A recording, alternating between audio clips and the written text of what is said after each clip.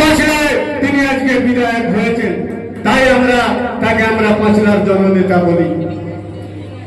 আজকে যেভাবে মাননীয় মুখ্যমন্ত্রী মমতা ব্যানার্জি 34 বছরের সরকারকে উৎখাত করে বদলা নয় বদল চাই স্লোগানকে সামনে রেখে বাংলায় নবজাগরণ এনেছেন। বাংলায় নবজাগরণ এনে তিনি কিন্তু বাংলার মানুষকে তিনি 94টা প্রকল্প দিয়ে তিনি কিন্তু বাংলায় ইনকলাব এনেছেন।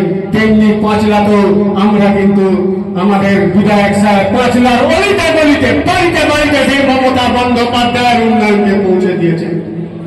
আজকে বাঙালিদের উপর যেভাবে অত্যাচার চলছে, আজকে বাংলা দখল করে নেবার জন্য যে পরিকল্পনা চলছে, বন্ধু এই বাংলা দখল করা তো সহজ নয়। এই বাংলায় তৃণমূল কংগ্রেসের কর্মীরা মল্লিকের সৈনিকেরা তৈরি আছে, যারা মাথা নত করে বাঁচবে না। তো ছুটায়গা নেই, এইটুকুনি মনে রাখতে হবে, এইটুকুনি মনে রাখতে হবে। আর পাঁচলায় যারা পাঁচলার উন্নয়নকে স্তব্ধ করার চেষ্টা করছে তাদেরকে হুঁশিয়ারি দিয়ে বলে দিতে হবে যে আপনারা কি মনে করেছেন পাঁচলার উন্নয়নকে আপনারা স্তব্ধ করতে চাইছেন? আগামী দিনে 2026-এ লড়াইয়ের ময়দানে দেখা হবে, লড়াইয়ের ময়দানে দেখা হবে, খেলা শুরু হয়ে যাবে, খেলা শুরু হয়ে যাবে। আজকে বিজেপি ভাবছে যে বিভিন্ন এজেন্সি দিয়ে তৃণমূল কংগ্রেসের কর্মীদেরকে আঘাত করবে। তৃণমূল কংগ্রেসের কর্মীরা আঘাত যত পাবে তত তারা গর্জে উঠবে। যতই আঘাত করো, আমাদেরকে রুখে রাখার ক্ষমতা তোমাদের নেই।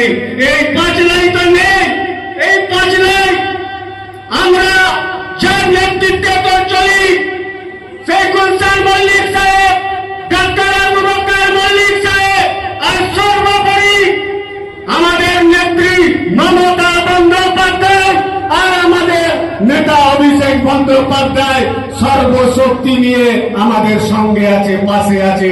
আমরা 2026-এ আমরা লড়াই এখন থেকেই শুরু করে দেব এবং আগামী দিনে বুঝিয়ে দেব এই পাঁচলার মাটি গুলশান মল্লিকের ঘাঁটি, এই পাঁচলার মাটি ডাক্তার আবু বকর মল্লিকের ঘাঁটি। এখানে অন্য কোন দলের অস্তিত্ব নেই, নেই। চলছে আপনাদেরকে খালি একটা কথাই বলবো, আপনারা সঙ্গে থাকুন, পাশে থাকুন এবং থেকে আগামী 26-এ আমরা প্রতি ফুটে ফুটে ধুলো উড়িয়ে দেব, ধুলো উড়িয়ে দেব, ধুলো উড়িয়ে দেব।